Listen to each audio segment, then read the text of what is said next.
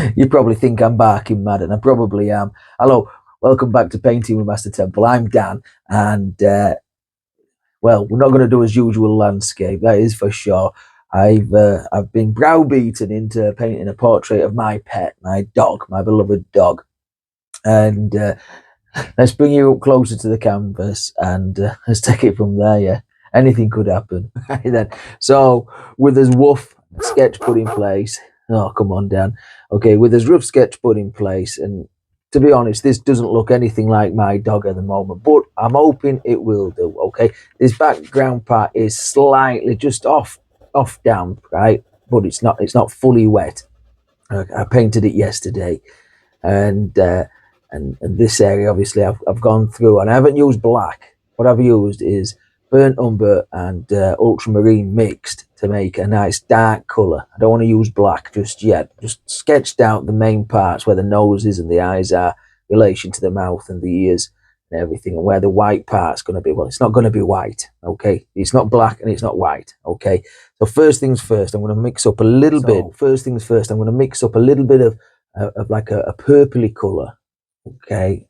And just in this part here is going to be black. I'll try and put some pictures on of Ted as we go.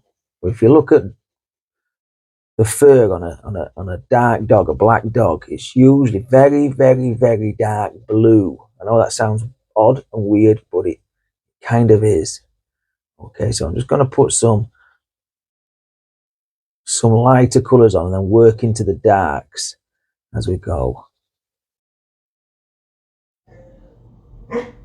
Okay, with the dark colours all painted in, we're going to put a little bit of pinky hue up in the ear cavity just up here. Now not much of this pink will show because there's a lot of fur in front of this ear cavity, but we'll just put a little bit in these ears just to give it a hint that there is some pinky skin back there. We'll do the same on this ear lug, this lug oil, as we call them up here in Yorkshire. Just there. Don't want to go too crazy. And then we may put some of this colour down here for the tongue. And this tongue won't remain this colour. We'll add a little bit of red and maybe go a little bit purple sometimes as well. But we'll just put some in just there, just to give us an indication of what needs to go on down there. I'm just adding some specks of like a gunship blue, a battleship blue, just here and there in the dark parts where the light is going to hit some of the fur, and it's nice just mist out at the edges. It's like this, just give it a nice little flick. That furry part going down there, I think, as well. This is just a Winsor & Newton flat hog air brush. I think it's hog air. We're going to call it hog air. There's some up there as well. It's hard to highlight something that looks black when you're looking at it, but there are highlights there. There certainly are. Just got to really look for them. Right, I think we're ready to get on to a little bit of the whitey parts.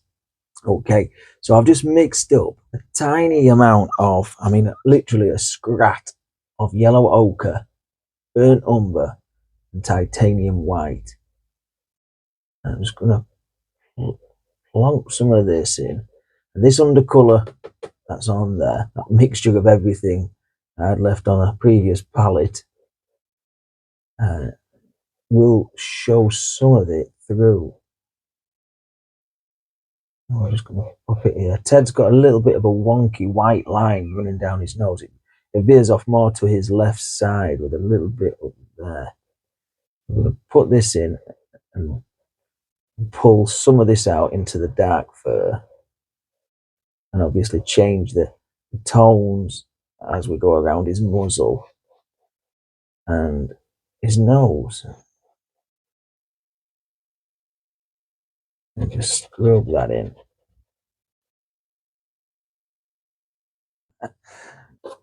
Barking mad for sure. Right, so the pale colours are all in. Now, around here, I picked up a little bit of brown, just a bit of umber, just for shadow. There's no brown in his fur, but it just acts as a good shadow, as well as the blues that I've picked up from just touching the blacks every now and again. Well, dark colours, and that gives you a little bit of movement and a little bit of fur-like, um, you know, definition. These two little marks there, they're going to be Teddy's teeth, and we need to work on his nose, but we also need to work on his eyes. So this is just a little browny colour, a very soft brush, and I'm going to block these in and make him look very scary, even scarier than what he is.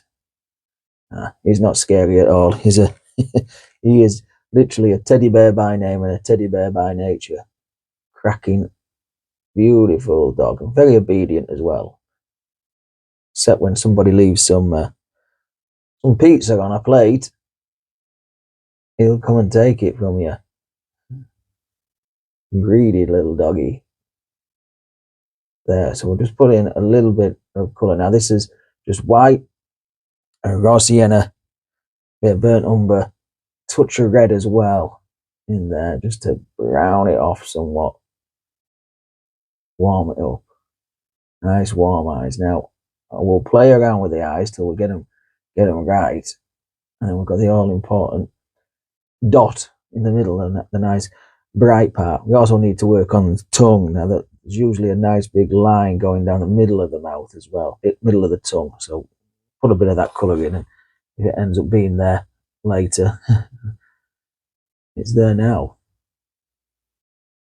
Okay, we're just putting some black right down above Teddy's eyes. Just give him a bit of shadow on his eyebrows, just there and there, and then maybe right in the corner there. And that's why we didn't want to go straight in with the black, early on, because we had nothing to darken it off with if we went straight in with the black. Now we can work in some of the blacks on this. I've also worked a little bit more on his eyes. We need to put in the light that shines off the pupil. Now, obviously, we'll need some whiskers at some point. This delicate soft brush puts little hairs in, just so nice, so nice. Right then, just a little tiny. Now I'm gonna rest my hand just here, and I think the light. I'm gonna paint with a dollop, and it's hold your breath and hit there. Like so, that's one. Now we might make them a little touch bigger. Check that you reload, wipe and reload. I want to take some of this dark colour into this eye. There, like that. Okay, so that's not too bad. Step back, have a look. Not too bad. Okay, let's go for his nose. Okay, just the same brush. I just wiped off the white paint. I'm just applying some black. Now, where's the nostrils? The nostrils are there. They want to be the blackest parts of the nose. Just put the nostrils in. And then we can work around that. Shape the nose. We've got to really down there. And work his nose in. May need to wipe just a thin layer of white paint off there, because I don't want it to get too grey around the edges. That his nose is really black. Okay, with a little bit of red and blue mixed, slightly in the red favour, just using that just to put a bit of shadow down here. I haven't painted the teeth in just yet, but we will. I'm just putting a little bit of purple down in the shadow, just at this side. I think more this side's in light from the, if memory serves me right, from the photograph. See, the photograph's on my phone, and I'm using my phone to film this, so we're a little bit stumped. I did study it long and hard, so I took some little notes. So I should have printed it out, really, shouldn't I? That'd have helped. But I've lived with the dog a long time, so if I don't know him now, I never will. We'll just work on his tongue, going backwards and forwards with some colour. Very, very delicate, but use it sparsely. Little and often is key. So what I have here is a little bit of a mix of cad yellow, yellow ochre, a little bit of burnt umber, just a tad, and a ton of titanium white. I'm just going to put indication of a couple of teeth there. You can see his bottom teeth, just from canines. Can't really see any other teeth because his tongue, maybe there's one, I think maybe one might stick up from his tongue there. And then we'll come back around with a little bit of umber. There we go. I think that's it. He's missing a few teeth. Chewing all them sticks and stuff. And we wipe the brush out, grab a little bit of burnt umber, and wherever there's a shadow on the tooth. Now, dog's teeth aren't beautifully white, so I have to dye these back a little bit and play around with them. If they've grown too much, maybe this one's grown a little bit too big, we'll have to chop it back down and make it into some tongue colour. You see where I've been putting my hand and smudging it a couple of times. Well, that'll blend off at some point. Right, with a little, basically this is an old script liner brush and I've trimmed some hairs off this, just to, some bristles off this.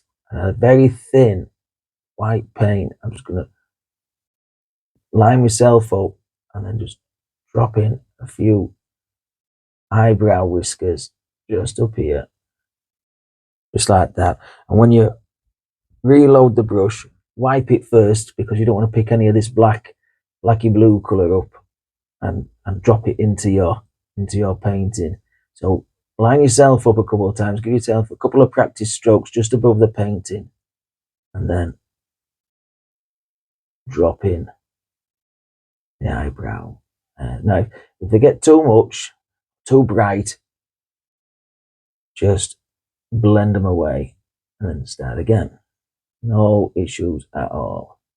A little bit of hardly anything just around his nose, a little bit of a dark colour, right where the whiskers join the muzzle.